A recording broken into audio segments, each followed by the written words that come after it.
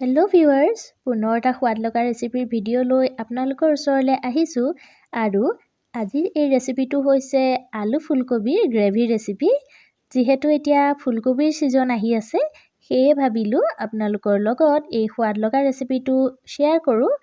একেবাৰে গৰমে গৰমে ভাত বা ৰুটিৰ লগত খাবলৈ খুবেই সোৱাদ লগা হয় আৰু বনাবলৈ খুবেই সহজ।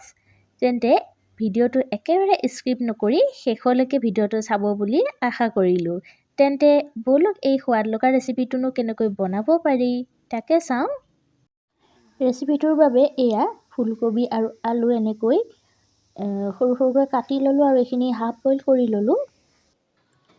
এইখিনি হৈছে আদা, নহৰু, পিঁয়াজ আৰু বিলাহীৰ পেষ্ট। তাত অকণমান মই কেঁচা জিৰা দি দিছোঁ আৰু এই গোটেইখিনি মিক্স কৰি এটা পেষ্ট বনাই ল'লোঁ। আনফালে লৈছোঁ জিৰা গুড়ি, ধনিয়া গুড়ি, হালধি, ৰেড চিলি পাউডাৰ, তেজপাত আৰু ইলাচি আৰু ডালচিনি। এতিয়া কেৰাহী গৰম কৰি ল'লোঁ।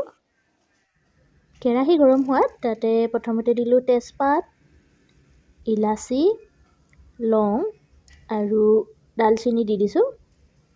এতিয়া এইখিনি ল' ফ্লেমত সামান্য ফ্ৰাই কৰি ল'লোঁ কেইছেকেণ্ডমানৰ কাৰণে। এতিয়া ইয়াতে মই যিখিনি পেষ্ট বনাই ৰাখিছিলোঁ আদা, নহৰু, পিঁয়াজ, বিলাহী, সেইখিনি দি দিছোঁ আৰু কিছু সময় এতিয়া মই ফ্ৰাই কৰি ল'ম। এইখিনি কিছু সময় ফ্ৰাই কৰি ল'লোঁ আৰু এতিয়া ইয়াতে দিছোঁ প্ৰথমতে নিমখ সোৱাদ অনুযায়ী। ভালকৈ মিক্স কৰি ল'লোঁ আৰু নিমখখিনি দিলে মছলাটো সোনকালে ভাজ খায়। এবাৰ ভালদৰে লৰাই ল'লোঁ আৰু এতিয়া মোৰ যিখিনি ড্ৰাই ইনগ্ৰিডিয়েণ্টছ আছিলে জিৰা, ধনিয়া, ৰেড চিলি পাউডাৰ আৰু হালধি গুড়ি, সেইখিনি দি দিছোঁ আৰু কিছু সময় এতিয়া মছলাখিনিৰ লগত ভালদৰে ফ্ৰাই কৰি লওঁ। কিছু সময় ফ্ৰাই কৰি ল'লোঁ আৰু এতিয়া ইয়াতে মই একাপ পানী দি দিছোঁ। ভালদৰে মিক্স কৰি ল'ম আৰু কিছু সময় এইখিনি এনেকৈ আকৌ ফ্ৰাই হ'বলৈ দিম। গেছৰ ফ্লেমটো মই মিডিয়াম কৰি ৰাখিছোঁ আৰু ঢাকি দিছোঁ আৰু এইখিনি এতিয়া অকণমান সময় সিজিবলৈ দিম ভালদৰে। কিছু সময় ফ্ৰাই কৰি ল'লোঁ আৰু এয়া চাওক, দেখা পাইছে মছলাখিনি ধুনীয়াকৈ ফ্ৰাই হৈ গৈছে আৰু লাহে লাহে তেলখিনিও ছেপাৰেট হৈ গৈছে। ইয়াত এতিয়া মই যে বইল কৰি ৰাখিছিলোঁ আলু আৰু ফুলকবিখিনি, সেইখিনি দি দিছোঁ আৰু মছলাখিনিৰ লগত ভালদৰে মিক্স কৰি লৈছোঁ। আৰু এতিয়া এই মছলাখিনিৰ লগত ফুলকবিখিনি কিছু সময় ফ্ৰাই কৰিম যাতে মছলাখিনি ফুলকবিৰ ভিতৰত ভালদৰে সোমাই যাওক। কিছু সময় ফ্ৰাই কৰি ল'লোঁ আৰু ইয়াত এতিয়া আকৌ মই পানী এড কৰিছোঁ। ইয়াত 2 কাপ পানী এড কৰিলোঁ। ভালদৰে পানীখিনি আৰু ফুলকবি মছলা গোটেইখিনি ভালদৰে মিক্স কৰি ল'লোঁ আৰু এতিয়া এইখিনি ঢাকি দিম আৰু ল' ফ্লেমতে কিছু সময়ৰ কাৰণে ভালদৰে সিজিবলৈ দিম। কিছু সময় হৈ গ'ল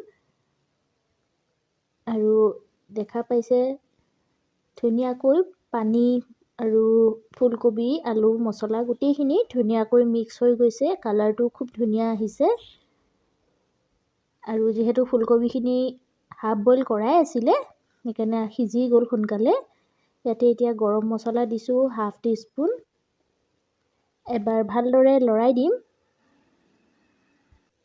খুব এটা ইজি ৰেচিপি হয়, বনাবলৈ খুবেই সহজ আৰু খুব কম ইনগ্ৰিডিয়েণ্টছ লাগে।